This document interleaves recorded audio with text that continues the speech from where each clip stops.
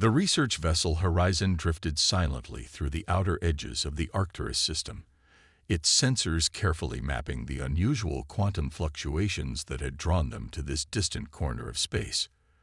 Dr. Sarah Chen stood at the main observation deck, her dark eyes reflecting the strange purple nebula that dominated the view. The ship's quantum arrays had detected something unprecedented, patterns that suggested an entirely new form of physics. Dr. Chen, the ship's AI announced softly, "I'm detecting an anomaly at bearing 347. Mass readings suggest it's artificial." Sarah straightened, pulling up the sensor data on her neural interface. The readings made no sense. The object was massive, easily dwarfing their research vessel, but somehow it had appeared out of nowhere. "Launch a probe, Hayes. Let's see what we're dealing with." Before Hayes could respond, space itself seemed to tear open. 3 massive vessels emerged, their hulls covered in geometric patterns that seemed to absorb light. Their design was unlike anything in human databases. Multiple ships decloaking. Hayes' normally calm voice carried an edge of urgency. "Energy signatures are off the charts. They're charging weapons." Sarah's mind raced. The Horizon was a civilian vessel, equipped with standard shields and minimal point defense systems. They were 3 months from the nearest human outpost. "Open a channel, all frequencies. Make it clear we're a research vessel." The response came in the form of a graviton beam that sliced through space, missing their port side by meters. The message was clear. These aliens hadn't come to talk. "Hayes, emergency protocols. Send out the quantum burst distress signal." Sarah's voice remained steady even as warning klaxons began to sound throughout the ship. The quantum burst was a new technology, untested in real conditions, but it was their only hope of calling for help across such vast distances. "Signal sent," Hayes confirmed. "But Doctor, there's something else. The aliens, they're deploying some kind of field. It's interfering with our drive systems." Sarah watched as more alien ships emerged from warp, their formations precise and practiced. This wasn't a random encounter. They had been waiting, watching, and now they had sprung their trap. "All hands, prepare for emergency procedures," Sarah broadcasted shipwide. "This is not a drill." She turned to her second-in-command, Dr. James Rodriguez, who had just rushed onto the bridge. "James, initiate Protocol Omega. Purge all research data." The alien ships moved with practiced efficiency, forming a containment pattern around the horizon. Their weapons remained charged but held their fire. They wanted something specific. "Doctor," Hayes interrupted, "I'm detecting energy buildups in their smaller vessels. They appear to be preparing boarding parties." Sarah's mind flashed to the quantum physics breakthroughs they had discovered in this system. If these aliens got hold of their research, Hayes, encrypt everything. Use the quantum key protocols. And she hesitated for a moment. "Initiate the Lazarus Protocol." James's head snapped up. "The Lazarus Protocol.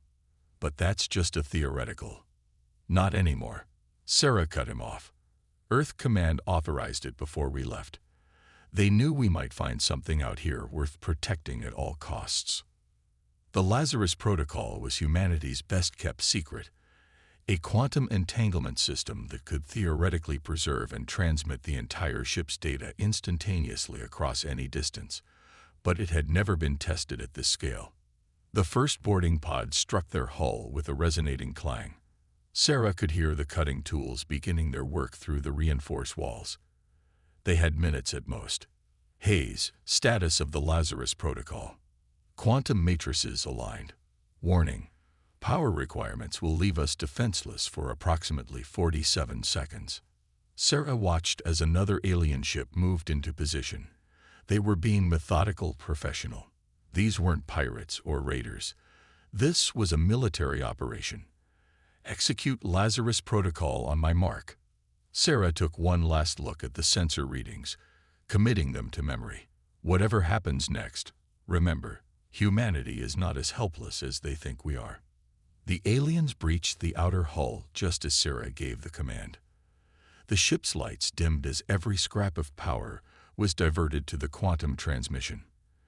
In that moment of darkness, as the alien boarding parties rushed through their corridors, humanity's first real contact with an advanced civilization had gone terribly wrong. But unknown to their attackers, the real response to this aggression was already in motion. Somewhere in the vast distance between stars, humanity's true power was stirring, and the galaxy was about to learn why you should never underestimate the ingenuity of the human race. Deep within Earth's Quantum Defense Command, Admiral Helena Torres stood before a holographic display that showed the impossible. The Horizon's quantum transmission had arrived instantly across 3 months of space. The data streamed through secured channels, painting a clear picture of humanity's first hostile alien encounter. Status of the quantum signature, Torres demanded, her weathered face illuminated by the holographic readouts. Commander David Park's fingers danced across his console. Signal verified. Admiral, the Lazarus Protocol worked perfectly. We have everything. Research data, sensor logs, and full tactical analysis of the alien vessels. Torres allowed herself a grim smile. For 15 years, humanity had hidden its true technological advances from the stars. While civilian ships like the Horizon used standard propulsion and conventional shields, Earth's military had quietly developed technologies that would reshape the galaxy's understanding of what was possible. Begin Phase Omega, Torres ordered. Alert the Shadow Fleet. Throughout the Sol system, hidden quantum facilities hummed to life. In orbital shipyards disguised as debris fields and beneath the surfaces of uninhabited moons, humanity's real warships waited. They were nothing like the civilian vessels that plied the trade routes. These ships incorporated technologies that the galaxy's other civilizations had deemed impossible. Shadow Fleet reporting ready. Admiral, Park announced. All 35 vessels show green across all systems. Quantum drives are spooled and waiting. The ships of the Shadow Fleet were massive, their hulls incorporating metamaterials that could bend both light and gravity. Each vessel housed quantum computers that could process more calculations per second than entire alien civilizations, but their true power lay in their revolutionary drive systems. Upload tactical data to all ship as, Torres commanded. I want them to know exactly what they're facing. She turned to the assembled command staff. Ladies and gentlemen, what you're about to witness has been in preparation for over a decade. The Horizon's encounter has confirmed our worst fears. We are not alone, and not everyone out there is friendly. The tactical display shifted to show the Arcturus system, where the Horizon had been ambushed. The alien vessels were still there, presumably stripping the research ship for technology and data they thought would give them an advantage. They had no idea they were about to encounter humanity's real military capability. All vessels, commence quantum fold operations, Torres ordered. The Shadow Fleet's quantum drives didn't just bend space. They folded it completely, allowing for instant translation across any distance.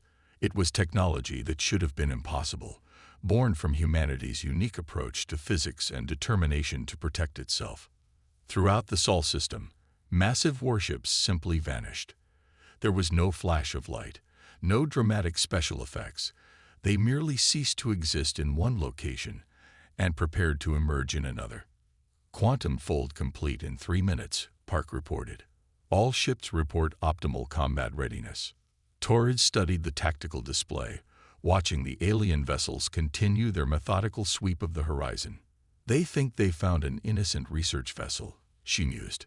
Instead, they've stumbled upon humanity's greatest secret, and now they're about to learn why we've kept our true capabilities hidden for so long. The command center hummed with tension as the countdown continued. Humanity had hoped to reveal itself to the galaxy gradually, to establish peaceful contact and share their advances in a controlled manner.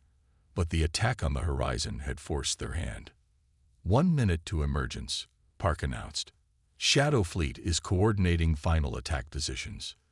Torres straightened her uniform, a habit from decades of service. Send one final message to all ships. Remember your training. We're not just defending one vessel. We're defending humanity's future among the stars. These aliens thought they found an easy target. Show them how wrong they were. The quantum computers calculated the precise moment and location for the fleet's reemergence. Each ship would appear at exactly the right position to neutralize the alien vessel's capabilities. It would be humanity's first real combat test of technology that rewrote the rules of physics itself. Emergence in 10 seconds, Park called out. 9, 8. Torres watched the tactical display, knowing that in moments, the galaxy's balance of power would shift forever.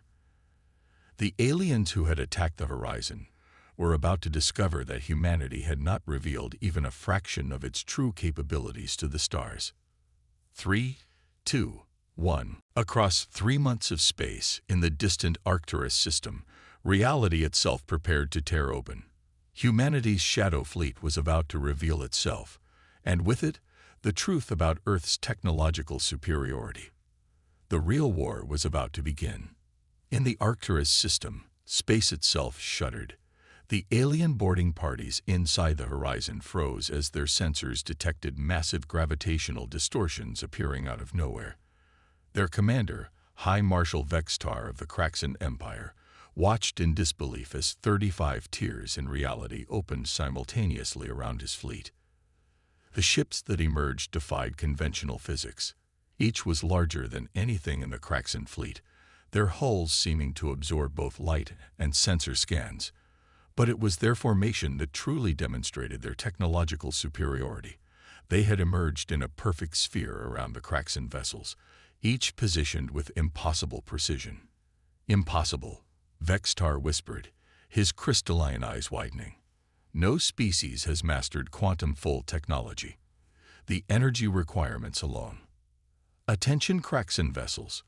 A calm human voice echoed through every communication system, somehow bypassing all encryption. This is Admiral Helena Torres of Earth's Shadow Fleet. You have attacked a civilian research vessel and violated human space. Power down your weapons and prepare to be boarded. Vextar's secondary heart began beating rapidly. The Kraxan Empire had dominated their sector of space for millennia, their technology believed to be unmatched. These humans were supposed to be a primitive species, barely capable of interstellar travel. The research vessel had been targeted specifically because intelligence suggested humans were centuries behind in development. Launch all combat drones, Vextar ordered, his voice steady despite his growing unease. Show these humans the might of the Empire. All ships, execute combat pattern Delta 7. The Kraxan fleet responded with practiced precision, their ships moving into an offensive formation as thousands of autonomous combat drones poured from their launch bays. The drones were the pride of the Empire's military, quantum-linked swarms that could overwhelm any known defense system. Admiral Torres's voice came again, now tinged with something that sounded almost like pity. So be it. Shadow Fleet, execute containment protocol. Minimal force authorized. What happened next would be debated in Kraxan military academies for generations. The human ships didn't move. They didn't fire weapons. Instead, the space between them simply changed. A barely visible field of quantum distortion expanded outward, and every Kraxan drone instantly froze in place. Marshal, Vextar's science officer called out, panic evident in his tone. They're manipulating quantum fields at a level we thought theoretically impossible. The drones, their quantum links have been severed. They're accessing levels of reality we didn't know existed. On the horizon, Dr. Sarah Chen watched through the broken bridge windows as humanity's true power was finally unveiled. The alien boarding parties had stopped their advance, their weapons lowered as they stared at the impossible scene unfolding in space. You attacked us believing we were defenseless. Torres's voice continued. You judged our technology by what we allowed you to see. That was your first mistake. This is your final warning. Surrender, or we will be forced to demonstrate our offensive capabilities. Vextar stood from his command throne, his pride warring with his tactical instincts. The Empire had never surrendered, not in 10,000 years of expansion. But they had also never encountered anything like this. Marshal, his tactical officer interrupted. Additional quantum distortions detected. They're deploying something else. From the human ships emerged what looked like simple probes, each no larger than a human hand. They moved with impossible speed, taking up positions around each Kraxan vessel. Those devices, the science officer reported, his voice shaking, they're generating quantum fields that could. Marshal, each one has enough power to tear a capital ship apart at the subatomic level. Vextar watched as one of his junior commanders, in a panic, ordered his ship to open fire. The energy beam lanced out toward the nearest human vessel. Before it could impact, one of the tiny probes pulsed once. The beam simply ceased to exist. The energy dissipated across quantum dimensions. The Kraxan Empire hadn't known existed. 3 million years, Vextar said quietly, drawing confused looks from his bridge crew. Our empire has stood for 3 million years. We have conquered 1,000 species, colonized 10,000 worlds. And in all that time, we never imagined. The human vessels hung silently in space, their very presence a demonstration of power beyond anything the Empire had achieved. They hadn't just mastered quantum physics, they had rewritten its rules. Admiral Torres, Vextar called out, his voice carrying the weight of history. The Kraxan Empire requests terms of surrender. In Earth's Quantum Defense Command, Torres allowed herself a small smile. A wise decision, Marshal. Perhaps now we can have the peaceful first contact we originally hoped for. Though I suspect the balance of power in this galaxy is about to change significantly. The Shadow Fleet maintained its perfect formation. Humanity's hidden power finally revealed to the stars. In the command center, Commander Park turned to Torres. Admiral, should we begin processing their surrender? Torres shook her head slightly. No, Commander. First, we show them exactly what they were about to face. It's time the galaxy understood why humanity kept its true capabilities hidden for so long, and why they should be very, very glad we prefer peace to war. Admiral Torres stood in the quantum-shielded conference room aboard her flagship, the Prometheus, studying the holographic representation of High Marshal Vextar. The crystalline-eyed alien leader maintained a dignified posture despite his situation. Behind him, through the quantum viewport, the disabled Kraxan fleet floated silently, each ship surrounded by humanity's microscopic quantum probes. You understand, Marshal, Torres said, her voice carrying no hint of arrogance, only certainty that everything you thought you knew about humanity was carefully crafted. Every technological limitation you observed was deliberate. Every weakness you perceived was designed. Vextar's secondary heart had finally steadied its rhythm. How long? How long has humanity possessed this level of technology? Torres allowed a gentle smile. We achieved our first quantum fold breakthrough 15 years ago. But our understanding of dimensional physics began long before that. You see, Marshal, humanity had one advantage that your empire, for all its millions of years of development, never grasped. She gestured, and the holographic space between them filled with complex equations and models. We never assumed we knew everything. Every theory, every limitation, every impossible barrier. We questioned them all. While your empire built its technology on accepted principles, we asked why those principles existed in the first place. On the horizon, now safely surrounded by Shadow Fleet vessels, Dr. Sarah Chen supervised the removal of the last Kraxan boarding parties. The alien soldiers moved with careful precision, their earlier aggression replaced by something approaching awe as they witnessed the casual display of technologies their empire had deemed impossible. Dr. Chen, Hayes, the ship's AI, announced, Admiral Torres requests your presence for the technical briefing. The Kraxan Empire's Scientific Council is struggling with our explanations. Sarah couldn't help but smile. I imagine they are. It's not every day you discover that reality has more layers than you thought possible. In Earth's Quantum Defense Command, Commander Park coordinated with diplomatic teams being dispatched throughout known space. The revelation of humanity's true capabilities couldn't be contained. nor did they want it to be. The time for hiding was over. "Sir," a young lieutenant called out, "we're detecting quantum communication bursts from the Kraxan fleet. They appear to be sending messages to their home systems." Hark nodded. "Let them. Admiral Torres wants the galaxy to understand exactly what happened here. Fear isn't our goal. Respect is." Back on the Prometheus, Torres had moved the discussion to practical matters. "Your empire, Marshal, will need to adjust to a new reality. Humanity is not interested in conquest or domination. We developed these technologies for defense, not expansion. But we will not tolerate aggression against our people or our allies." Vextar studied the human admiral carefully. "Your restraint is admirable. The Empire would not have shown such mercy if our positions were reversed." "That," Torres replied, "is precisely why we kept our capabilities hidden. We needed to understand how various species would interact with us naturally, without the influence of our technological superiority. Your attack on the horizon, while regrettable, provided valuable insight." The holographic display shifted to show the quantum probe network still surrounding the Kraxan fleet.